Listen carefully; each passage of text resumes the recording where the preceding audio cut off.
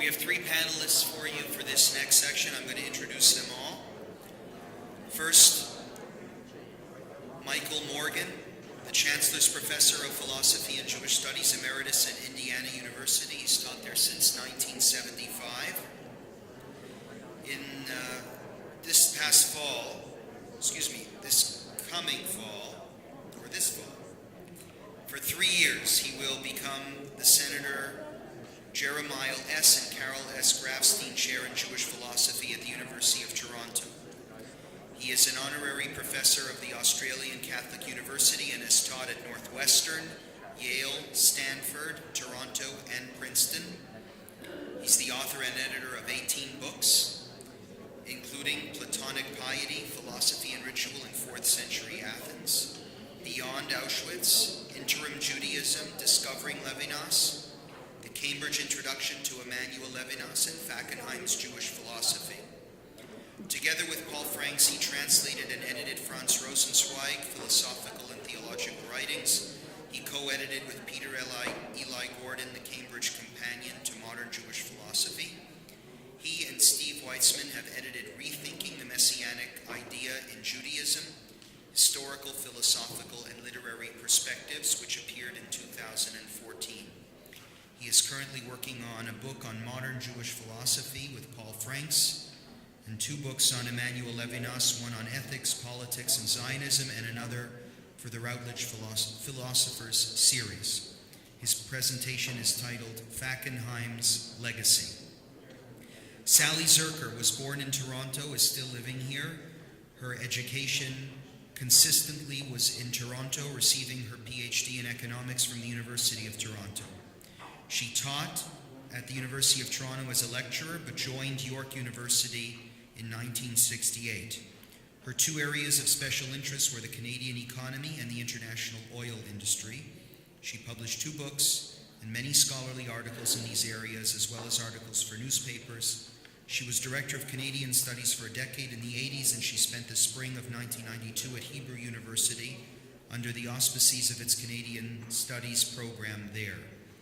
Sally Zerker was also a member of the Ontario Energy Board from 1997 to 2003.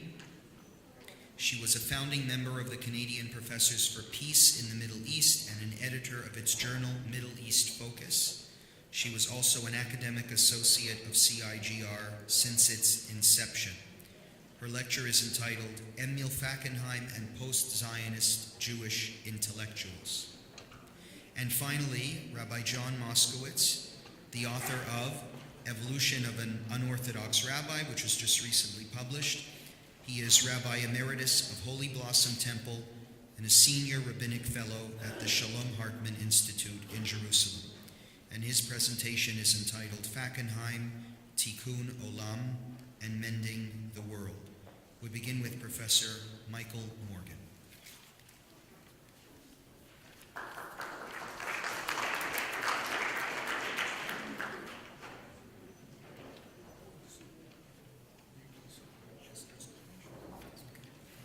Good. We're going to make sure that the mic is set up correctly. I'm the shortest of... okay, I'm not the shortest, so good. It's set up for both of us. Well, I hope that none of you envy my situation. That was a wonderful series of presentations. I really applaud Yossi. I think his statement was sensitive and really his father would have been genuinely thrilled. And Yitz's personal comments from someone who knew Emil for 60 years, and or at least 50 years, and whose background in so many ways was entwined with Emil's, was simply moving. And therefore, please don't envy me in having to give a presentation following that. I prepared a talk, a paper, and I would like to present it to you. It's about some themes that mean a great deal to me, that I think were a kind of undercurrent in Emil's work that in the end may constitute one of the most significant dimensions of his legacy. Against the backdrop of a century of war, atrocity, and violence, Emmanuel Levinas famously begins the preface of Totality and Infinity in 1961 with this sentence: "Everyone will readily agree that it is of the highest importance to know whether we are not duped by morality. Is morality worthy of the attention regularly given to it? Ought moral ideals and obligations to be always of the greatest importance to us? Are we right to think that moral claims should override all other considerations and commitments? Both for philosophical and for historical reasons, Levinas in 1961 takes these answers still to be unanswered. These questions still to be unanswered. His worries recall the attacks on morality of Nietzsche and others, but they are motivated as much by the horrors of Nazi fascism and totalitarianism as they are by cultural or intellectual critiques. On the face of it, such questions do not seem to have exercised Emil Fackenheim in the same way, or perhaps even to the same degree that they did Levinas and that they have many others. To be sure, Fackenheim was aware of Primo Levi's claim that life in the death camps challenged all of our moral vocabulary.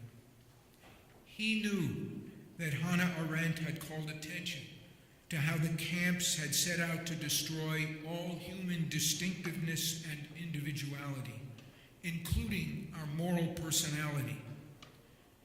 And Emil knew of her claim that the Nazi crimes were unforgivable and more. And he had read, certainly by the mid-1970s, Jean Améry's account of torture and his reflection on the necessity for him of a Judaism of opposition to those who assault human dignity, a Judaism that is a defense of all that speaks in behalf of human dignity. In short, Emil knew and even wrote about modes of post-Holocaust life that can best be described as moral modes. But still, his argument for the necessity and possibility of a post-Holocaust way of life for Jews, Christians, Germans, Americans, Israelis, philosophers, historians, and so many others. His account deals with the question of authority and motivation, of normativity, outside of particularly moral contexts, or prior to such contexts. It is as if he saw no special privileging of morality in the 20th century, no special challenge to its foundations or to its status.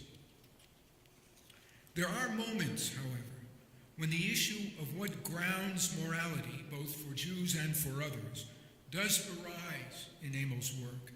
Perhaps the most powerful expression of this concern occurs in his paper, which it's referred to obliquely, The Revealed Morality of Judaism and Modern Thought. Originally, it was published in 1965, reprinted then in Quest for Past and Future, and then expanded brilliantly in the second chapter of Encounters Between Judaism and Modern Philosophy. The paper deals with the way in which a Kantian moral theory, based on the centrality of autonomy and rational agency, poses a serious but answerable challenge to the very possibility of a genuine Jewish moral theory based on the idea of revelation.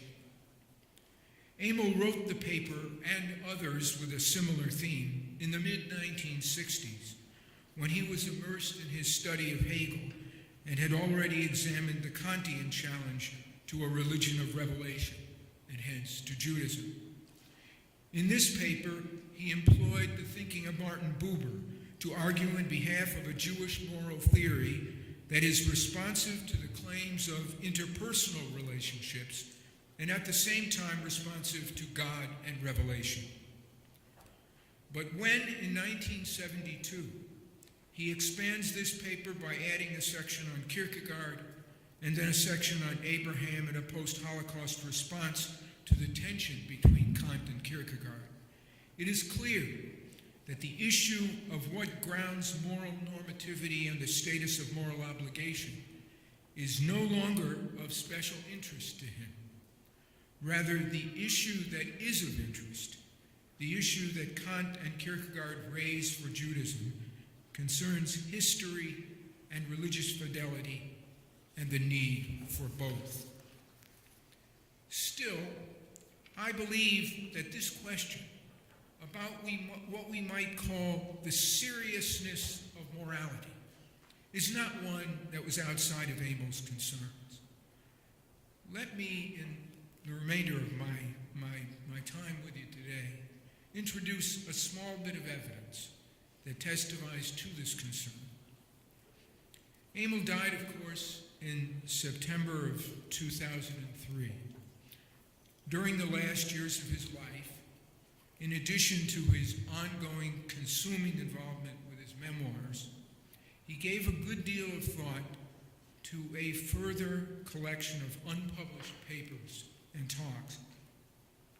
There are several versions of the table of contents of such a volume. Saul Goldberg at the Center for Jewish Studies at the University of Toronto, who was an assistant of Emil's in the 1990s, Saul and I are currently working on an edition of Emil's unpublished pieces that includes those that he had in mind for this volume. One of them is a paper entitled, "Can the Holocaust Become an Epoch-Making Event in Judaism?" An alternative title was "The Survival of Judaism."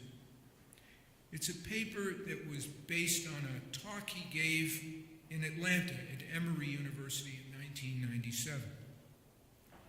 At one point in the paper, Emil comments on figures who have responded to the Holocaust and whose work has some significance in his eyes.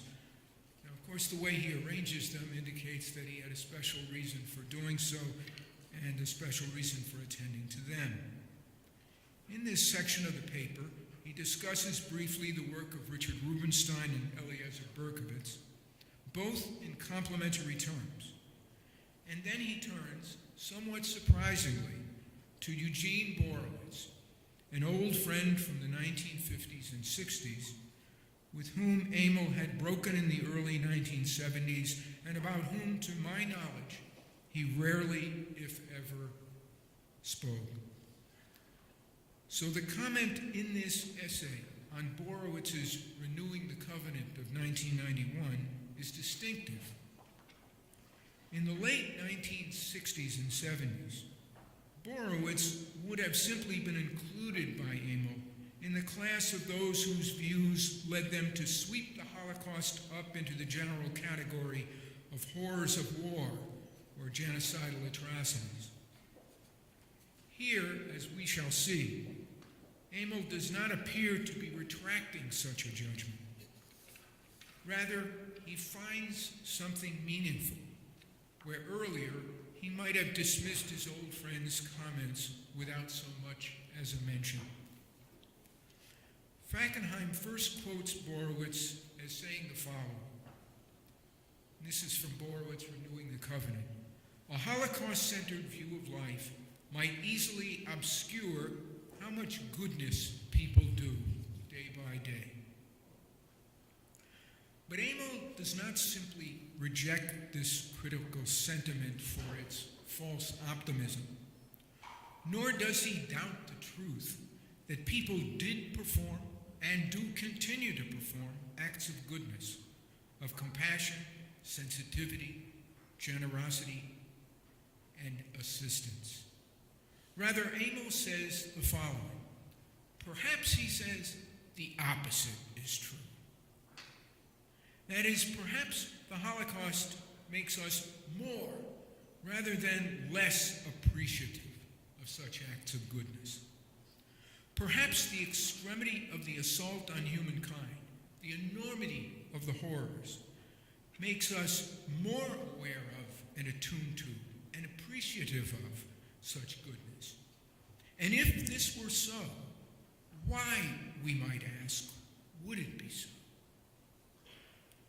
Before the Holocaust, or without a sufficient attention to the context which is deeply determined by it, we might take morally worthy acts to be expressions of an innate goodness on the part of human beings, or perhaps an expression of our rational humanity, or of our allegiance to God.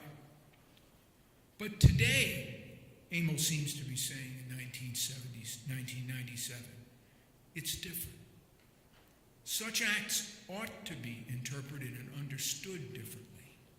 And thus he says the following. Against the historical background of an evil beyond comprehension, day-to-day goodness is no longer merely day-to-day, but rather a surprise, a joy, a wonder, and a source of gratitude. For those familiar with Emil's thought and his writings, the motif employed here recalls its use in God's presence in history, earlier in the essay Jewish Faith in the Holocaust, and then later in its rich elaboration in To Mend the World. This is the motif. After Auschwitz, for us living within its shadow, what might once have seemed ordinary now appears, or ought to appear, to the philosopher on reflection, at least, in a different light. Actions, including moral ones, are interpretable in various ways, depending on who is doing the interpreting, various presuppositions and background considerations, and the situation in which they are being understood. In this regard, an appreciation of the distinctive ways in which the Holocaust and Nazi criminality expressed itself and assaulted its victims influences how they and later other actions might very well interpret these acts and acts of goodness performed in response to them. This is the motif or interpretive strategy that Emil employs here, as he had done often in the past. But here, this hermeneutical reinterpretation of ordinary life and ordinary actions in terms of a relation to the horrors of the death camps and the Nazi atrocities is put to a distinctive purpose. We might once have been understood, what might once have been understood as a moral term, grounded in human nature or divine command or even rational agency, ought now to be understood and appreciated as something else. In Emil's words, ordinary acts of goodness now render within us a surprise, a joy, a wonder, a source of gratitude. Now, at one level, Emil is saying that acts of goodness today ought no longer to be understood as ordinary. They ought to be appreciated as extraordinary. In part, this might be because we living today might have learned from Auschwitz that only seeking power using violence and fear, these things are all that has any chance of succeeding against others who oppose and threaten us. To resist such evidence is extraordinary. In part, furthermore, this judgment might be because we may have come to heroize our natural drives to preservation, security, and dominance and violence. To act generously and humanely would thus seem extraordinary. And in part, because we might have come to think, as Levinas warns, that we have all along been duped by morality, because it is a sham, a tool of the ruling classes, or a feature of slave existence. To act morally after Auschwitz would be to do something extraordinary. For Emil, issues of moral motivation and of the very status of moral claims come together. As he puts it, with regard to life after Auschwitz, going on is both necessary and possible. Similarly, in this moral context, what makes morality after Auschwitz extraordinary is that it is both necessary, it still has its preeminent status and claim upon us, and also possible. It still attracts our commitment, our allegiance, and is not beyond our capacity. At another level, then, Emil is saying that the call and claim of goodness, however we understand it, is evidence of our opposition to the forces of anti-humanism that are part of Nazism's legacy in our world. As he says, when we see moral imperatives triumph today, we ought to be grateful. Some will be grateful to God, although one ought to be uncomfortable at the ease with which these convictions come to most people who hold them. Others, however, will be grateful to the moral actors, whoever they are, somewhat surprised at their courage, their sincerity, and fidelity, and yet joyful that they are so capable and so committed. Beyond this, Emil might say, we cannot say what grounds morality, where its force comes from, or why it still motivates some of us. But we can and ought to appreciate that there is such force, and we ought to appreciate and be grateful for that. Fackenheim himself often said in his last decade or so, the last decade of his life, that all he had to say could be summarized simply as the claim that today all of us, Jews especially, ought to take seriously both God and the Holocaust. This summary speaks to the centrality in his thought of revelation on the one hand and history on the other. Neither should be ignored or treated with insufficient attention. For without the one, our lives would lack the anchor in transcendence without which the meaning and purpose of our lives cannot be secure and unavoidable. And without the other, that meaning would be found by fleeing the world around us, denying that what it really is and is capable of, and our responsibility for it. But I would like to think the theme of the place and force of morality in our lives is, along with these other two themes, God and history, God and the Holocaust, never far from Emil's thinking. This theme concerns the seriousness of morality and goodness. It concerns caring for the stranger, the widow, and the orphan, and more. The seriousness of morality, then, does find its way into Emil's published writings. Today, I've simply tried to call upon a small bit of testimony from late in his life to indicate why it was so important to it. Thank you.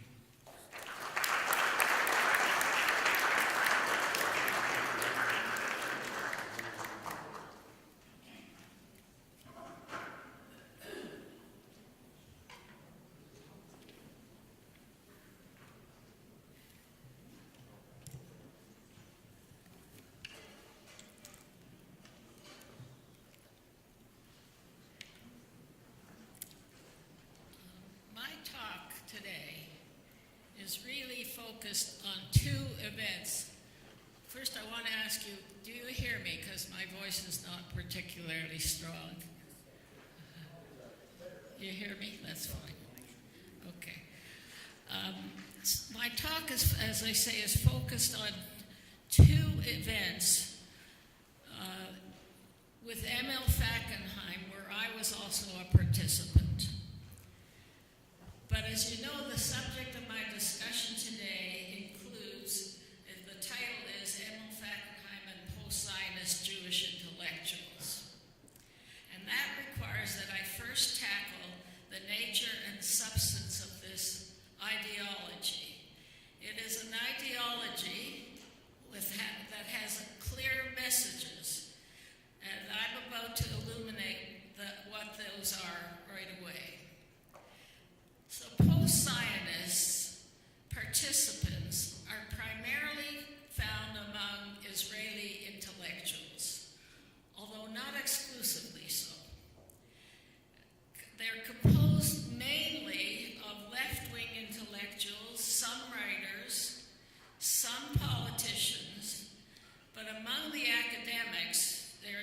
emphasis on historians and sociologists, who are often identified as the new sociologists and the new historians.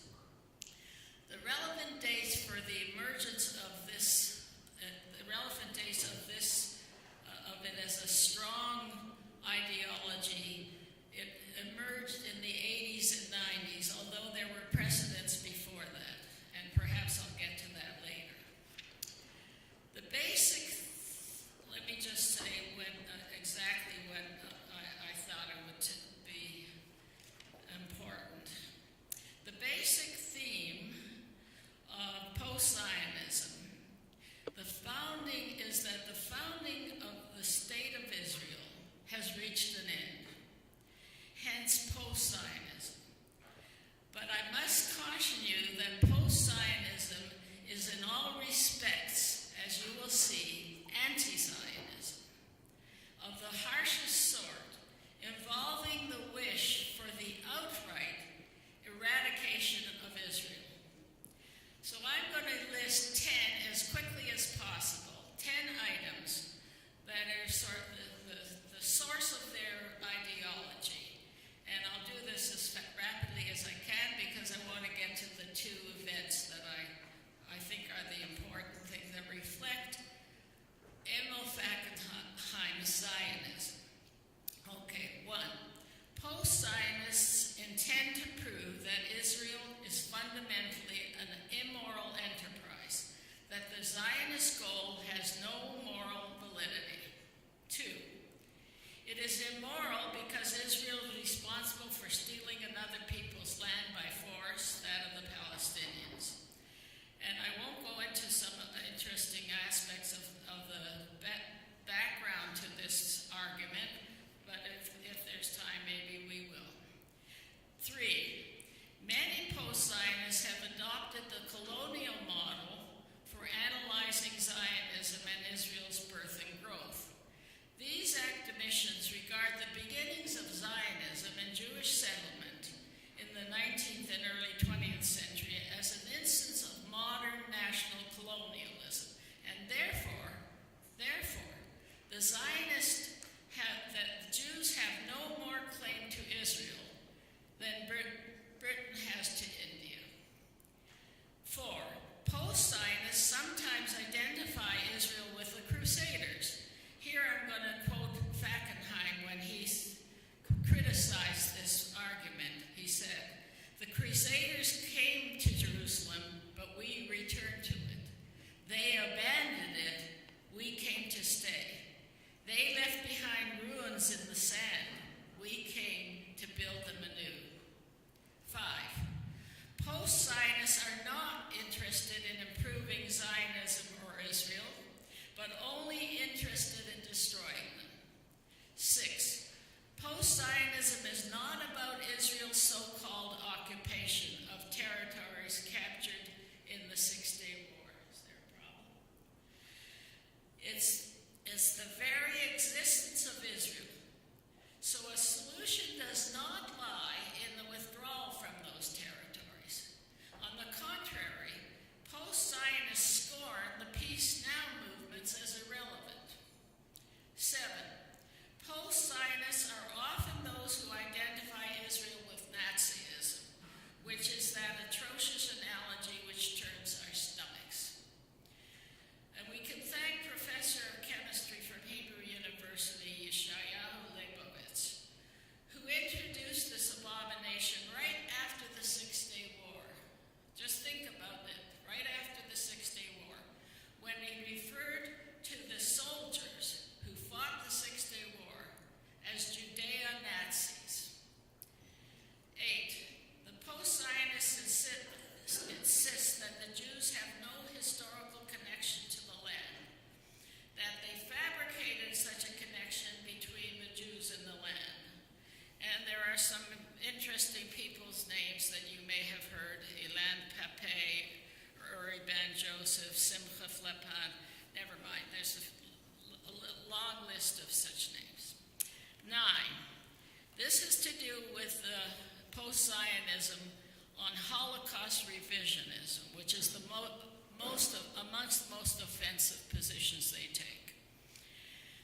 I'll quote Tom Segev, a historian, but he's not the only one. He argues that the Zionist movement used the Holocaust to advance their political goal, that they did little to save the Jews in order to exploit the opportunity. And that's, as I think, sickening. 10, and finally, the post-Zionist ideology extends further towards rejecting the Jewish character historically and religiously. Post-Zionism includes many instances post-Judaism, a desire to not identify as a specific religion, but rather to represent the universal man-woman. So it's not only anti-Zionist, post-Zionism is anti-Jewish as well. So I think these 10 items are enough to give you a pretty good picture of what post-Zionist ideology is and its source. And you will notice, I think, that taken as a whole, the views expressed by the post-Zionists could indeed be transferred to Arafat and the PLO without alteration to the Palestinian position today. It includes the rejection of Jews' connection to the land. It includes the land belongs to the Palestinians from the sea to the from the river to the sea. It includes the total elimination of the Jewish state, the denial of the Holocaust, the linking of Israel to Nazism, and so on. Which brings me to the first story I mentioned at the beginning of this talk about Emil Fackenheim's reaction to post-Zionism. Well, in fact, it was not precisely to that ideology, but it was directly reflective of such. This is about an event that took place in Harthouse at the University of Toronto. It involved a meeting organized by the Canadian Professors for Peace in the Middle East to meet with and have a discussion with a representative of the PLO. If I remember, it was very controversial, but the event proceeded nevertheless. The exact date is obscure. I can't give you the exact date, but I know it was in the mid-70s, after the establishment of the CPPME and before Sadat came to Jerusalem, so it was mid-70s. So, well, we all listened attentively to our guest as he gave the Palestinian position, very much like the resume I just gave for post-Zionism. And at the end of the talk, with the addition, I must add that it was included, the lack of connection to the Jews to the land, Israel's immorality stole the Palestinians by force, the claim of everything that I just mentioned. In addition, a justification for their terrorism that only recently had killed babies and athletes. At the end of his talk, there was some time for discussion. And Emil, who sat right close by me, stood up to speak. But he didn't have a question. He had a statement. In effect, the statement was as follows. There's nothing to be discussed here, since we have heard nothing but falsehoods and immoral assertions. I can't waste my valuable time on such worthlessness and wickedness. I have more important things to do. He spoke in his quiet, dignified way, as those of you who knew him will remember. But there was in this speech a clear sense of his outrage and anger. I recall that very vividly. I was sitting right next to him. And with that, Emil Fackenheim left the meeting. To all intents and purposes, the meeting was over. There's no doubt in my mind, had that discourse come from a Jew, one of the left-wing academic post-Zionist Jews, Emil Fackenheim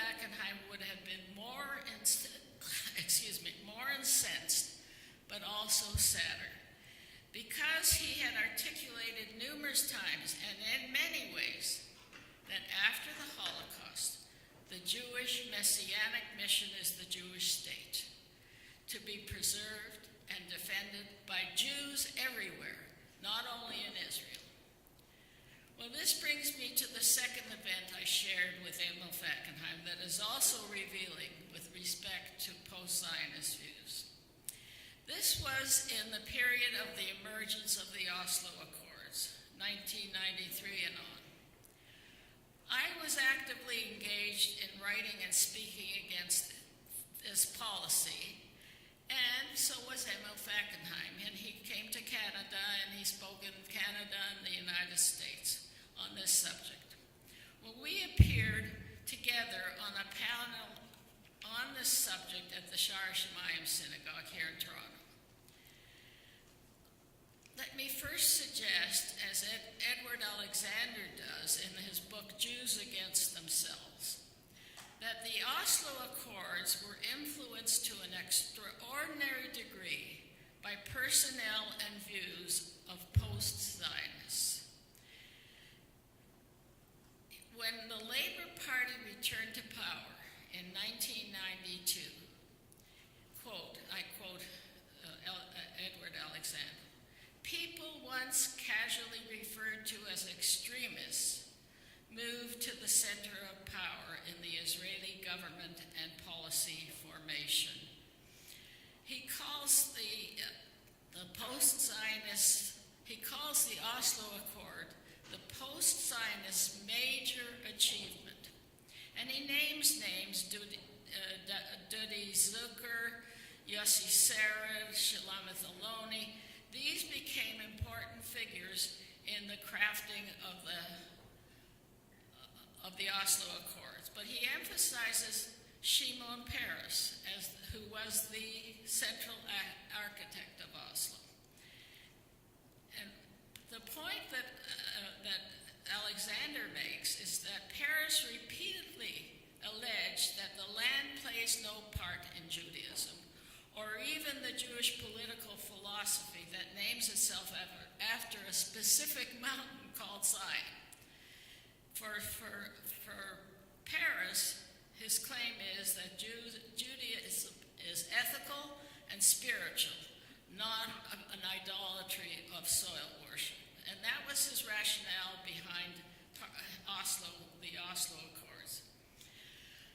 My objection to the Oslo Accords were based on proven reasons for mistrust of Arafat, the one-sided concessions by Rabbi, which you'll remember, the arming of 20,000 Palestinian thugs, the transfer of large sums of money to terrorists, and ultimately all of this added up to a serious threat to the security of Israel.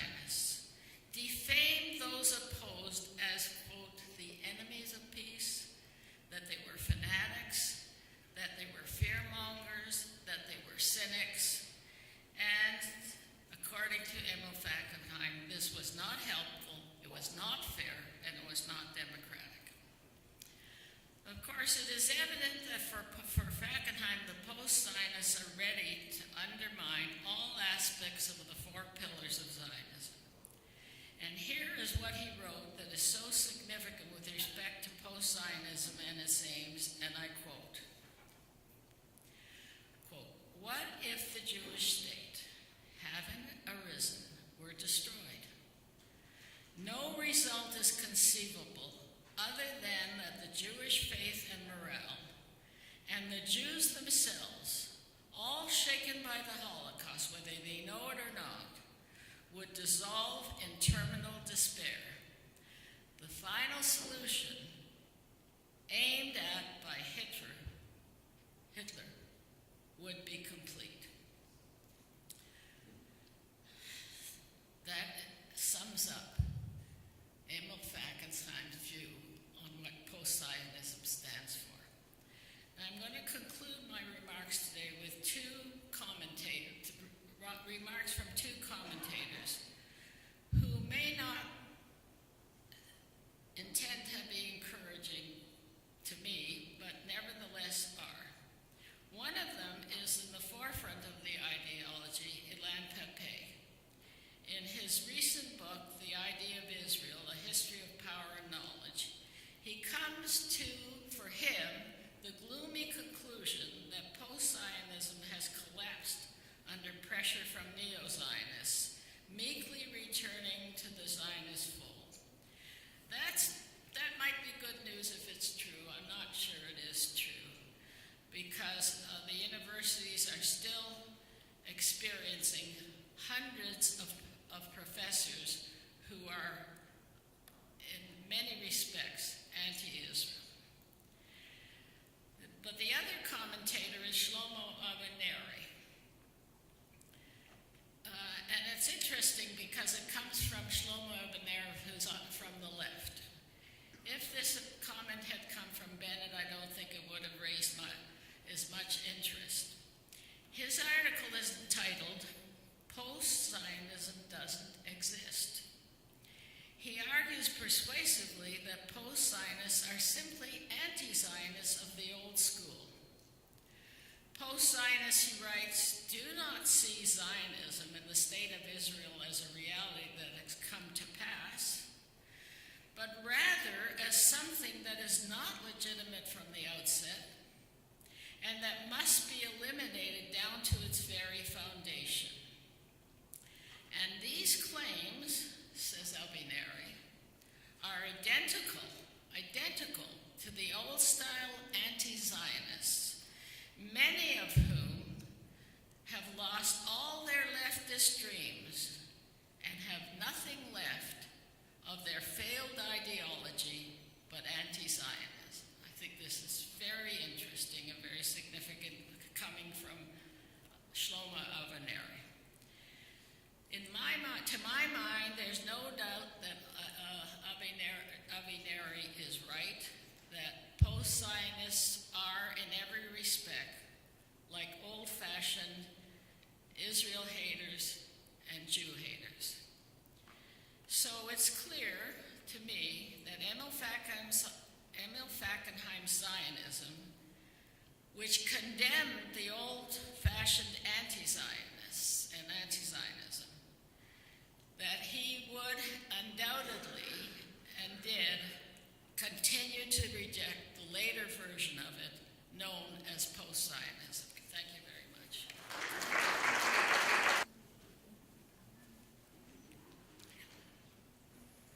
Once in Toronto by the late 80s, it didn't take me long to understand something I'd never quite grasped previously. That synagogues in North America built before the war faced themselves toward Europe architecturally, while those built after the war faced America. Pre-war synagogues borrowed heavily from the European architectural tradition, particularly that of the preeminent public space, at least since medieval times, the church. Post-war synagogues leaned heavily on new American architectural forms, ones secular and functional rather than religious and aspirational. A new world, a new time. I looked with curiosity from Holy Blossom Temple, built in 1937-38, southward maybe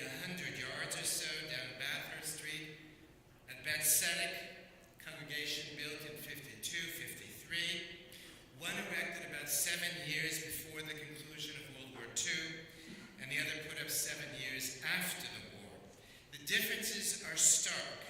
On the one hand, old world, dark, imbued with a sense of character, the feel of being in a European church. On the other hand, the new world, inclined toward the sterile, suffused with the light and openness of the new world, particularly the American version of it. More akin to an office building than a church, built for horizontal relationships, not for a vertical one. Imagine yourself for a moment in the respective sanctuaries of Holy Blossom and Beth. One just feels as if it was meant to evoke the divine, while the other feels built to hold big celebrations. Again, one aspirational, the other functional. One pre-war Europe, the other post-war America. Mine is not a comment on the respective congregations. Rather than each design was evocative of its own time and place, we live with and in both types of synagogues today, only dimly aware of the meaning of their respective designs. Staying for a moment with Holy Blossom and Beth here in Toronto, one reads urban, the other suburban. One somewhat grim and constrained, the other more hopeful and open. And you see versions of this dichotomy in every city. Think Shar Shemayim and Temple Emmanuel in Montreal, Wilshire Boulevard Temple and Beth Jacob Congregation in Los Angeles, in Manhattan on the west side, the Spanish and Portuguese, and on the east side, Temple Israel. In post-war America, newly built synagogues were more than an articulation of design preferences.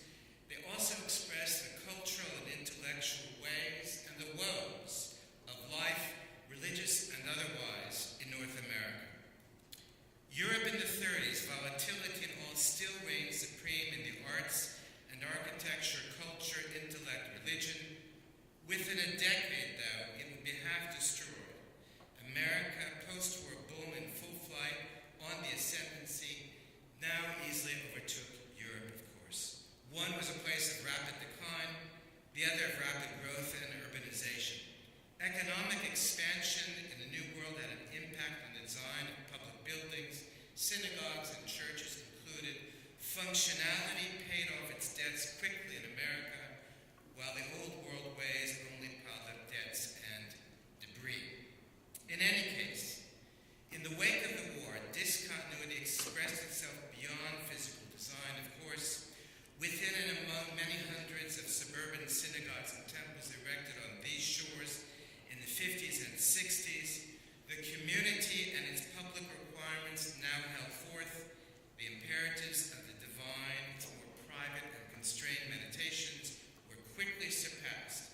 Post-war thought, no less than the contemporary synagogue architecture, bore the stamp of progress and progressivism, of hope over horror, of sociology over theology, redemption through the efforts of people, as opposed to awaiting a divine.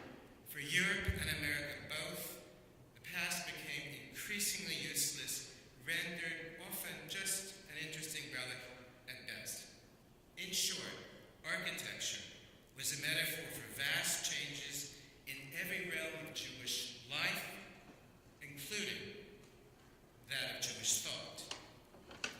And into that post-war breach, once freed and on these shores, indeed in this city, stepped a young Emil Fackenheim, hungry to heal and keen to heal the rupture and ravages of the war, particularly as visited upon the Jews. Fackenheim's endeavor would be in the area of thought, a serious man in a less than serious time. Nonetheless, a thinker valiantly attempting to forge a rearranged religious worldview in the shadow of rupture and mass murder, refusing to ignore evil, or especially in a new world that overwhelmingly did just that. Fackenheim was about regeneration and redemption, beginning with the Jews, but for the benefit of all. From the 50s on, it could be said that Emil Fackenheim sought to mend the world, not so much, not even all that, not its most important iteration to mend the world is not so much in that early 80s book of his, as it was in Fackenheim's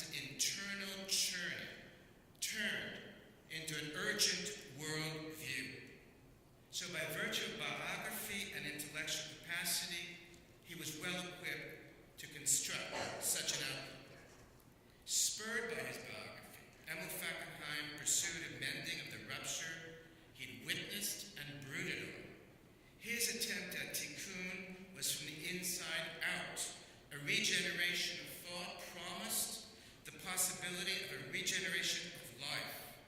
Hence Fackenheim's career-long concentration on the systemization of Jewish thought, or at least a reintegration of the divine at the center of Jewish thought, if not Jewish life. His rebuilding, his reimagined architectural infrastructure was internal, at least to begin with. He was nothing if not urgent about it all. However, like other serious thinkers of his time, Yitz, Greenberg amongst those primarily, Fackenheim faced a problem. For post-war North American Jews, the profound took a back seat to the prosaic. And the prosaic was new and alluring and accessible. Progress was both a watchword of the new faith as well as the faith itself. It was about the externals of building much more than the internals of rebuilding, physical edifice over intellectual depth. A brief word on the context in which this was occurring. Think of the 1964 World's Fair in New York City, in Queens, with its everything in them new homes. Think California of the 50s and 60s, its massive highway building, explosion of population, and university campuses. Think of the disappearances of front porches, once air conditioning became available, and television omnipresent in the 50s and 60s. Think, for that matter, of the development of York University, in a not insubstantial way, a conscious turning away from the past as represented by the University of Toronto. The land of the new and the now will redefine everything within its far-reaching grasp, including Jews and Judaism. Suburban temples and synagogues were not looking back, not architecturally, not socially, not politically, not intellectually. Amidst these aggressive discontinuities, Emil Fackenheim's tikkun ran into a very different kind of tikkun, the newly formulated or reformulated and soon to be ubiquitous tikkun olam. Tikkun olam, as we have it at least commonly today, began in the early 50s, some would say the 40s, depending on who gets the credit for taking this old concept, Talmudic, Laureate Kabbalah, medieval, taking this old concept and rearranging it to fit a new time and a new agenda. Gaining steam in the 70s and 80s, by the 1990s, Tikkun Olam had become the central value and no less the main organizing activity of the vast majority of non-Orthodox synagogues.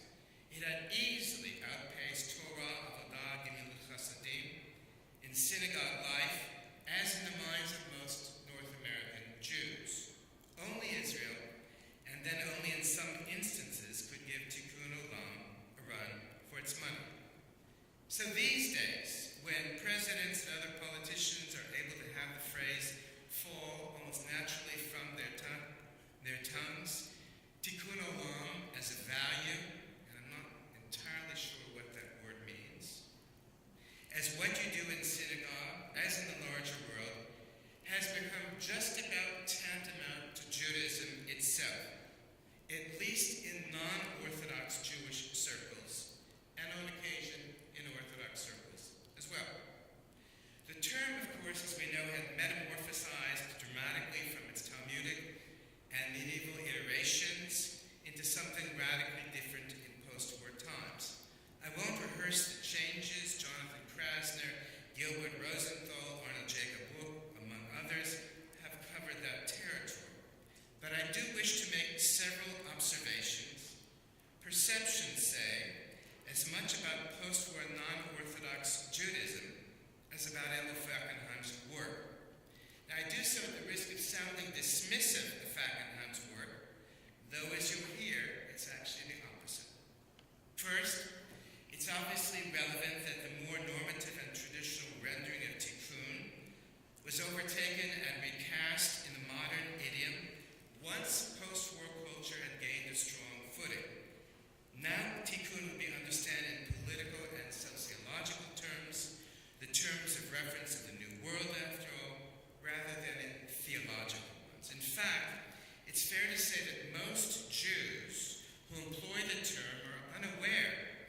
its theological and historic roots. The rabbis know, but don't generally tell, as it doesn't necessarily fit the purposes of the synagogue agenda in the last couple of decades. Second, ironically and painfully, as Jews built up an impressive array of physical structures after the war, synagogues, federations, JCCs, to say nothing of the museums, universities, hospitals that we've backed, overwhelmingly Jewish knowledge and Jewish ideas are out the window. Even when Fackenheim and others sought to shore up what had been lost, first in European depravity, and then again in the midst of American prosperity. Third, that said, whether Fackenheim or Borowitz or Heschel, I'm thinking now of non-Orthodox theologians, much as they had their eyes on the masses, likely understood their real audiences were their disciples in front of them. Through them, maybe, just maybe, the regeneration of Jewish thought might take, and some of the center restored. Fourth, and finally, the deepest pain and irony stems from this twofold reality. Emil Fackenheim, in some essential way, believed that thinking was it. Specifically, if you could think, and think well, he was at least in part a Straussian after all. I meant to ask you, Ken, to confirm if that's accurate enough. I'll talk too. That's why I added the caveat, in part at least. It wasn't in my paper, covering myself. In any case, if you could think and think well, only thus equipped could you acknowledge and confront evil. This was not only crucial, after all the embers of the fires lit by human evil still burn, and how could anyone not know? But this, thinking and thinking well, was the beginning of the fundamental tikkun necessary for human and Jewish revitalization. This was the mending called for. It required cognition and courage to confront evil. The related element of this twofold reality is just this, that in the contemporary rendering of Tikkun Olam, whether liberal rabbis, progressive activists of all stripes, or Barack Obama for that matter, there is virtually no room for evil.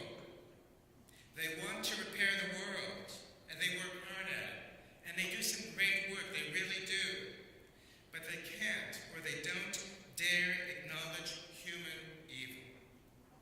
Whether as branding slogans for all kinds of educational institutions, rabbinical seminaries included, or as the bulk of the programmatic content of most synagogues, or whether just to justify a political goal, Tikkun Olam, is very possibly coined by Shlomo Bardeen in the early 50s in California. Tikkun Olam today is about as ubiquitous as evil is absent, or at least the discussion of it is absent. Talk about painful irony. The people who experience horrific evil only yesterday, as they are the leaders, to their great credit, indeed do seek and agitate for a better world for many, and not just the Jews. They, we, appear only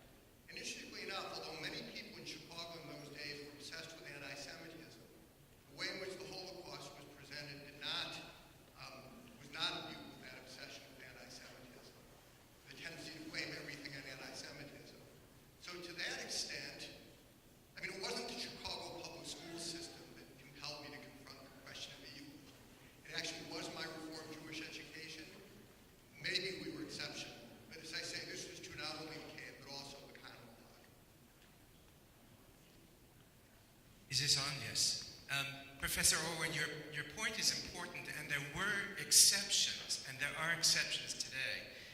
KAM Isaiah Israel is one of the exceptions, significantly because of its rabbinic leadership. Rabbi Weinstein, his predecessors, Rabbi Arnold Jacob Wolff, who after all was well on the left, but Arnold Jacob Wolff was a literate Jew, a thinking Jew, and he wrote one of the great critiques of the current, as I mentioned, the current commonplace use of tikkun olam. As a matter of fact, just as a digression, some years ago, and it's got to be 15 years ago, maybe I shouldn't say this publicly, I probably shouldn't. I will anyway.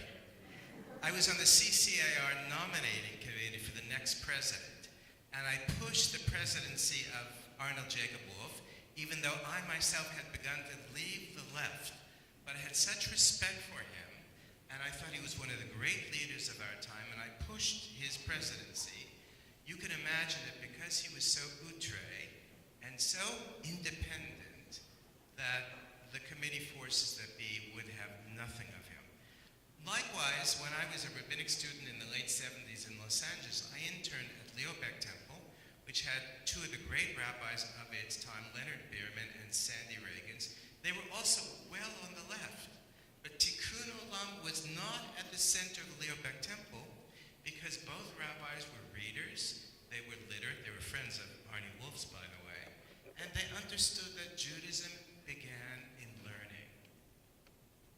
And yes, non-Orthodox rabbis understand that as well, but the truth is, and being a rabbi today isn't the easiest job, they've been overwhelmed by the larger culture.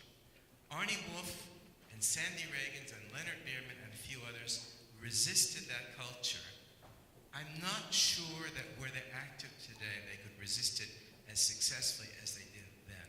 I think the larger culture has overtaken the liberal synagogue, and to an extent the Orthodox synagogue as well. And if anything, Fackenheim was a model of resistance, intellectual resistance, theological resistance, and cultural resistance. And so we're not going to turn the clock back on the culture, but we can turn up the engine on intellectual and cultural resistance through people who are prepared to do it. Fackenheim is a great model, and there's several other models, and maybe more in this room. Could I say a word here? In terms of the return of Emil Fackenheim that's been noted a few times. And I think that Rabbi Greenberg mentioned the same thing, hoping this is a beginning, not a commemorative closure. And the points that you've made, it seems to me that what you might call the structural problems, which North American society, more broadly Western society, are facing currently, are a departure from, or even the negation of, the kind of effervescence that you've identified in the post-war period, the 60s and 70s down into the 80s. We're confronting in North America many fundamental problems having to do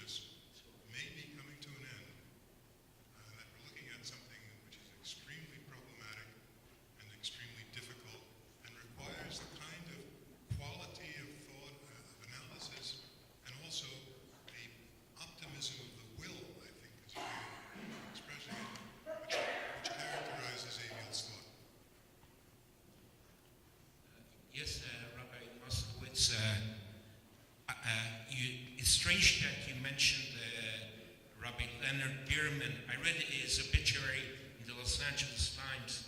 He was very hostile to Israel.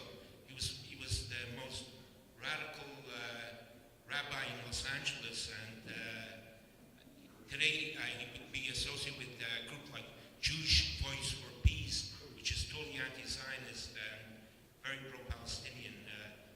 Be the counterpart of the Natura Carta among the Haredi. So I don't understand why you mentioned Leonard Bierman as a Jewish thinker when he was obsessed with the Palestinians.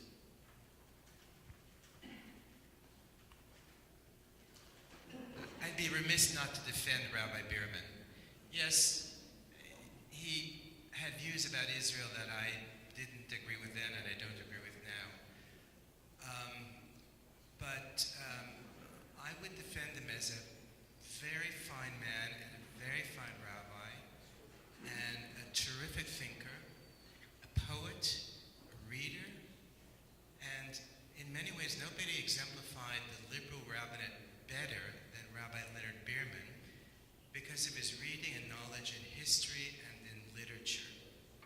And so one may disagree with him, and I did and I do, but I also still esteem him. I just want that for the record. I just wanted to make comments on closer. Something Mike said, and also something Rabbi Moscowitz said. Too close. First of all, I think that Fackenheim became less, I think this is where Professor Morgan was going, he became less and less concerned with that difference between revealed morality and natural morality, or rational morality. And I think that the best proof for that was in his revision of the 614th commandment, where he no longer wanted later on to refer to it as the 614th commandment because he felt that was alienating to secular Jews or secular Israelis, and he revised it and preferred to use the word commanding voice of Auschwitz, which was a way of saying that something had happened there. Religious people will interpret it religiously, but secular people can understand it within their own terms. It's a binding imperative, whatever one's religious or secular position. And I think that, therefore, that whole debate that he had earlier on, he kind of moved away from, perhaps because he thought the more important, here this leads into what I wanted to say, maybe to what Rabbi Moscowitz said, that I think thinking was absolutely essential for him in coming to terms with evil. In fact, I think he went back to that when he went to the idea of, thinking coming after action. I think he came to a position which kind of closer to what Rabbi Greenberg said. I wrote a paper on this recently, what I call heroic individualism in Fackenheim. He came to the view that the future depends on heroic individuals who resist the bad trends, who stand up and do things, of course, going back to the Holocaust, but ultimately it's the state of Israel and Jews everywhere and other people, good people everywhere. And that really seems to be the thing on which the future depends. Now, thinking will help them probably, perhaps, maybe in some cases, come around to the need to stand up and become heroic, but other times it doesn't. So it's not always dependent on thinking. In a way, it's an unpredictable thing, that kind of type of heroic individual.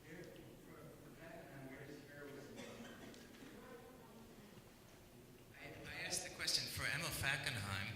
I'm asking Professor Green, where does heroism come from? Well, that's like the question of why did some people save Jews during the war? We don't really have a single answer to that. There are many reasons and many circumstances in which people became, in effect, heroes, and I don't think he pretended to. I don't think, from my impression at least, that he pretended to explain the phenomenon of heroism. He simply said it's one of those facts about the world. There are people who will act here. Now, obviously, we want to say that people who act heroically are better than people who don't. And we do it sort of spontaneously admire them, but we can't really